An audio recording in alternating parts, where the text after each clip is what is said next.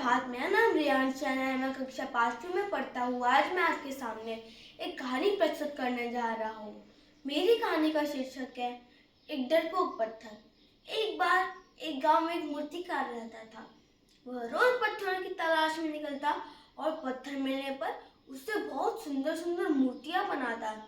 एक दिन वह टहलते हुए एक नदी के पास पहुंचा।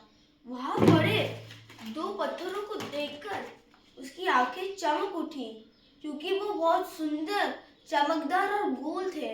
उसने उन दोनों पत्थर से मूर्ति बनाने का निर्णय लिया और सोचा, ये पत्थर चौखिला गए भाई, इन्हीं से आज मूर्ति बना लेता हूँ। यह सोचने के बाद उसने अपना हथौड़ा उठाया और पत्थर पर मारना शुरू किया।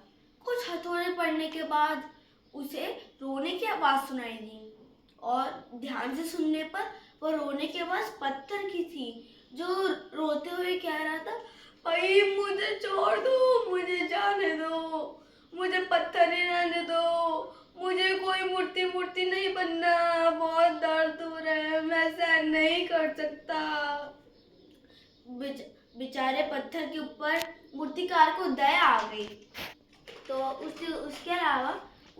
उसके अलावा दूसरा पत्थर ले लिया और उसे तराशना शुरू किया। बहुत मेहनत के बाद उसने उस पत्थर को गणेश जी की एक बहुत अच्छी सुंदर भव्य मूर्ति में बदल दिया। चारों ओर उस मूर्ति की सुंदरता की तारीफ चल रही थी।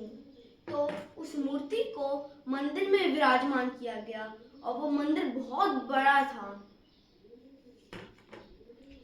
अब लोग लाखों की तादाद में आते और मूर्ति की पूजा करते, और वही जो पहला पत्थर था, जो मूर्ति बनने से मना कर दिया था, उसे उन्होंने मूर्ति के पास ही रखा और नारियल फोड़ने के लिए रख दिया। अब लोग आते, मूर्ति की पूजा करते और नारियल फोड़ के चले जाते। तो कुछ दिनों बाद पत्थर ने मूर्ति से पूछा, भाई ये तो नाइंसाफी है, लोग आते हैं, तुम्हारी पूजा करते हैं और मेरे ऊपर नारियल फोड़ के चले जाते हैं, ऐसा भेदभाव क्यों है? तो हम दोनों पत्थर ही ना।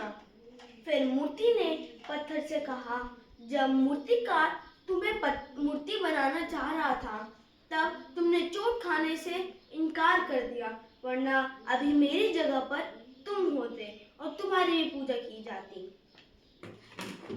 बेचारा पत्थर कुछ भी नहीं कह पाया।